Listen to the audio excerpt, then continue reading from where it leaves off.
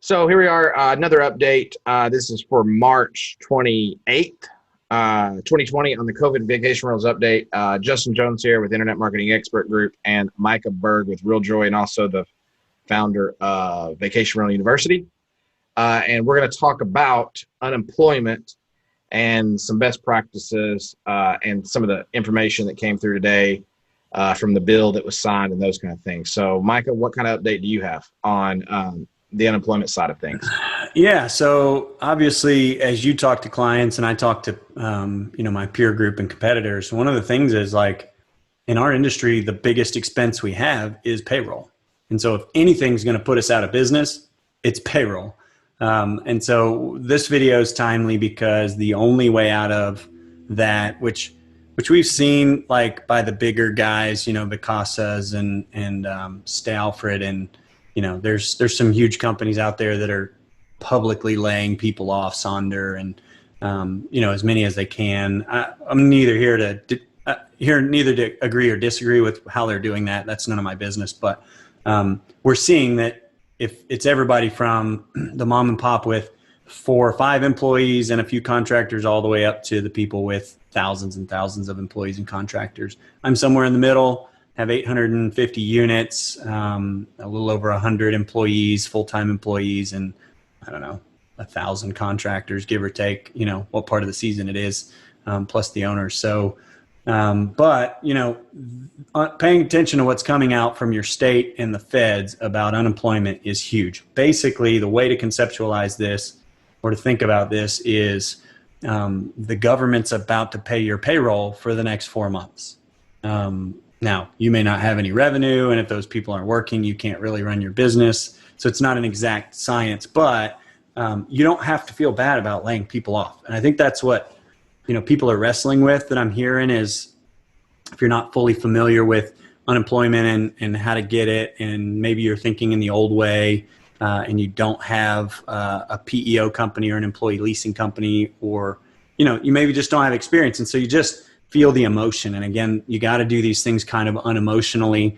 And so don't feel bad. Have conversations and be honest. And we'll get into some, what I would consider rules before you lay anybody off in this scenario, but be unemotional about it. Don't be afraid to lay people off. And, we'll get into what the benefits of doing so are here in a sec. But, Justin, what are your clients talking to you about? Like, what is the overall feel about layoffs in this situation? Yeah. Some have laid off, some haven't. Some have had completely shut down, lay everyone off. Some have laid off a few. The big thing I've asked everybody, how'd you do it? Because I kind of want to get feedback of how smooth it went. And the one thing that seems to be a common theme is that the employees weren't surprised. Okay. So meaning that it wasn't just like everything's going good, and then they come in and said, oh, by the way, today's your last day. Yeah. See you in 90 days or whatever the time frame was. That it was, hey, this is what we're doing. They made it part of the conversation. One of the things I know that you all did that was huge and I think executed on the best was, one, I don't think your employees were in particularly surprised. I think that's a big thing. Communicate with them through the process. But then you all were like sending them away with a packet and keeping them updated even though they're not there. Hey, here's some ways for you to defer some stuff. Here's some ways for you to make money. Here's all kinds of ways for you to save money. Call this person, call that person. If your cable company's this person, call this, do that. Yeah. Giving them like an instruction manual of, because nobody likes to be laid off, and typically people don't like to lay people off. Right. So everybody's emotional. So when they leave, they go like, here's a set of instructions to be successful when you leave here as possible. Yeah. And then communicating through them through that. So the one thing is, don't make it a surprise. Right. And then 2, help them along the way. And even communicate with them while they're laid off, giving them opportunities and ideas and ways to do, because things are changing so fast right now. Yeah, and what you, as an employer, maybe don't realize is your employees truly depend on you in more ways than you can imagine. So not only are you their paycheck, but you're their leader. The example you set as an employer often affects their personal lives. But they get so wrapped up working for you, especially in the vacation rental space, that the majority of their life revolves around the schedule that they adhere to for you. And that sounds weird sometimes because as business owners, we're used to this being our lives. But truly, most of our employees feel that way too. I mean, they really feel like this is their life. And so the reason we did it that way, we clearly communicated, we kind of set timelines of like, hey, and we did it early. We started talking early. And so if you haven't started talking, start talking to them now. But hey, here's like kind of how this is going to look. Here's what our booking trends look like. Here's what our plans are with the people that remain. All these are personal decisions. You know, we had to keep some staff, some, most of them or all of them took pay cuts down to a nominal level. And I want to get into some of the unemployment benefits here in a minute to compare those. But, you know, just tell them what you can do, what you can afford, and why. And then, like Justin said, give them access. Like, take 10 minutes and go figure out either, like, we have a PEO that will walk them through the unemployment process, which is an employee leasing company or outsourced payroll. They'll help. They'll have a packet. They'll have stuff that they can do. But take 5 minutes. Either get it from that source or compile it yourself. Show them what website to go to. Show them kind of a little bit of screenshot of the process and how easy it is. Help them figure that process out so they don't leave and waste 4 days. I mean, they need to do it the minute they leave your office, or even, you know, if you're friendly with them from their office. I mean, they're laid off, but do you care if they use the computer, you know, and sit in the office and figure this out? So, two things I'd like to add. I don't know if this applies everywhere, but I know it's applied in a lot of areas, is that if you're signed up as an employer digitally, they get their unemployment faster. Yes. So maybe call your unemployment office and say, hey, what do I need to do to make sure that they get unemployment as fast as possible? It was the difference in some of our markets of 4 weeks to 2 weeks. Wow. Yeah. The second thing is that if you're batting around like, God, I don't want to get rid of my people, I think we can make it. If there's any doubt, I think that you as a business owner and the employee would rather say, let me go for 60 days so I can come back to a job. But if you keep everybody for 60 days, maybe we all go under. Yeah. And then there's nothing to come back to. Well, and we'll get into what the Fed just released today, or yesterday was approved on Friday, and what that means. But there's probably zero reason to even gamble. I mean, truly, like, if you're unsure, or even if you're sure you're going to make it, it's just going to hurt, probably going to go ahead and let them go based on what we'll share here in a minute. So, and then one thing I want to add, you know, you've walked them out the door, you've helped them, you know, with that process. Keep communicating with them afterwards. Either let them continue to have access to their employee emails because they're just layoffs or furloughs, like you're going to bring them back, right? And so keep communicating with them. Tell them what's going on in the company. Tell them the prognosis and how things are going, and just keep that line of communication open. You don't want them getting out there and then being alone and then maybe assuming that you forgot about them and thinking they don't work for you or something. I know it sounds crazy because we're talking like a few weeks to a month or two, but people are emotional and they think you'll forget about them, and then they'll not have any sense of security, and maybe they've started applying at other places or something. And so, you know, just be really careful about that. Communicate with them. For sure. All right. So Justin was busy, so he made me do this, but I got to go read all the boring crap about the unemployment bill. And so I want to cover some highlights. So some things that have changed. This is from the Fed down. So let's start at the state level. State level has been mandated to waive the 1 week waiting period on benefits, as well as waive the requirement to look for employment while you're on unemployment benefits. So it's really easy. They've also expanded who it applies to everybody. So contractors, I believe gig economy workers, i.e. self-employed people. 1099s can get it? Yeah, 1099s can get it. Everybody. So wow. Yeah, it's kind of wild. Literally everybody. I mean, I could go through the list, but furloughed employees, nonprofit employees, contract employees, self-employed people, full-time employee, part-time employee, like everybody can apply for this and likely get approved. And there's no waiting period, and you don't have to be looking for work. So you get your max. Some states are adjusting the max benefit. So Florida is $275 per week. I don't know if that'll go up. That might get circumvented by the Fed. And so what the Fed did, besides mandate those things and speed it up, is obviously the stimulus, where they're going to send, $1,200 per person up to that cap of $75,000 per year. And then it phases out. And then an additional $500 per kid based on your last year's tax return. So 2018, not 2019. So 2018 tax return. So you'll know if you qualify. Go ahead. Did they disclose what the cutoff is on income? 99,000 per individual. Gotcha. And then if it's a couple, double that or whatever. And it phases down. It doesn't just cut off. I mean, at that point it's zero, but it has phased down from there, phased out. So you get the stimulus check. I think the first one's going in the next few weeks, like first couple weeks of April or mid-April. The second one's going out sometime mid to late May. And then your tax return deadlines have been pushed off to July 15th officially.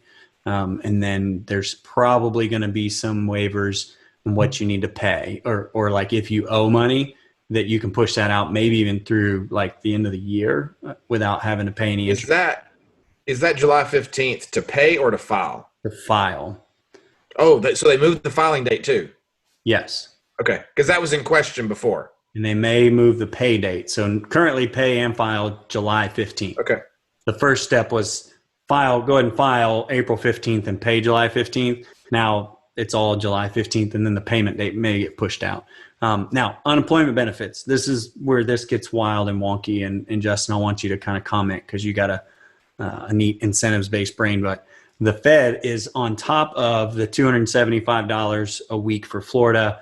Connecticut's much higher than that, like in the high fours, California, obviously. So these numbers vary by state, but just the Fed, $600 per week in unemployment benefits guaranteed for 4 months, which is $15 an hour. So I'm, vacation rental industry, $15 an hour is kind of like the high average for a lot of our employees. Some make more that have been around longer, but $15 an hour, you add on just Florida, it's like $22 an hour that people are $21.88. Yeah, that people are getting paid while not employed, guaranteed. Don't have to look for work. Don't have to wait for 4 months. Now they're also going to release. There's not a lot of detail on this that I have because it's complicated. But obviously, when you get laid off, your health insurance benefits stop. So, like RealJoy offers health insurance to all of our employees. Well, that can't go on past May. Or, I can't afford it. And so the government has a health insurance that they can roll onto that will be very cheap for them. And so you'll want to look into that. That's kind of the details. That's why I'm saying don't be unemotional. Some of your employees are about to get a 30% pay increase working for the government sitting on their couch. The question is, how do you get them to come back? Well, and that's kind of what I wanted to talk about for the next few minutes. That's basically all the facts, but those are some risks I'm worried about and some things I don't know, which maybe we need to call an attorney and do another follow-up on this. But can they volunteer? I mean, what are the laws around if they don't want to work for you? Can they come show up and do some things I don't know. Yeah, but I mean, if I'm making $15 an hour, I can sit at home for 22. That's what I'm saying. For 4 months. The only risk is if that's only good for 4 months. You replaced me and I don't have – now I got to go find a whole another job. Yeah. So yeah, I but wonder, the employers are in a tough spot because who am I going to replace them with? Everybody I know on every company everywhere is going to be making the same. Now, obviously, at the end of that 4 months, they're going to come crawling back, and then you got some decisions to make. So hopefully, people do the right thing with the right heart. But 4 months is sounds like too though that to the degree that your company has benefits outside of payroll is the higher propensity of people coming back because I can make 22, but now I got to pay for my health insurance. Well, that's out. Yeah. So now I got to pay for that. So it's not really a net $7 increase. Yeah.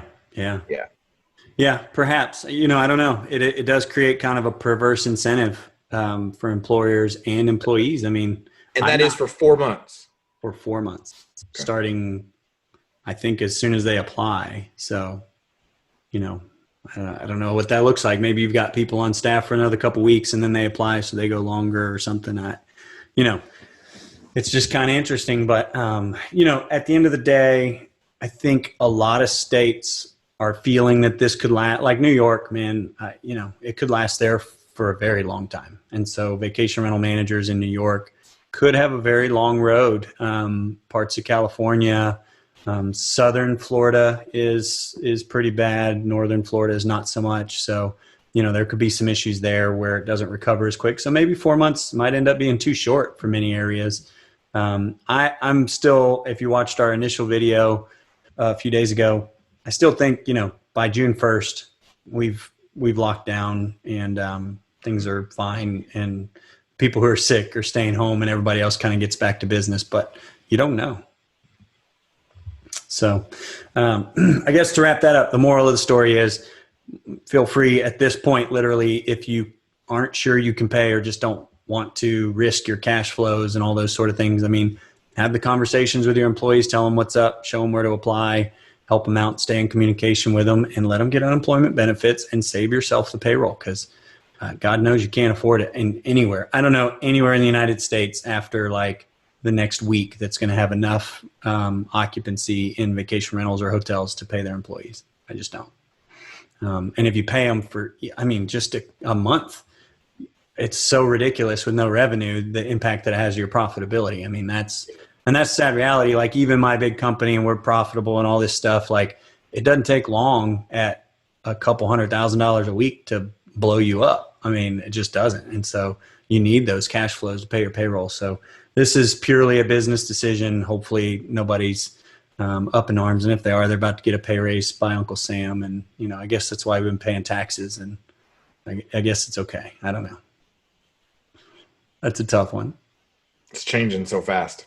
Yeah, it's changing like crazy. So, anything to add before we wrap this one up? That's it. All right. So take care of that. You guys protect your businesses. More importantly, stay safe out there. And, hopefully we rebound from this thing. We'll see you again tomorrow with another update. We'll cover a couple things through the week, and look forward to helping you navigate this as we also do. So be safe out there. We'll talk to you tomorrow.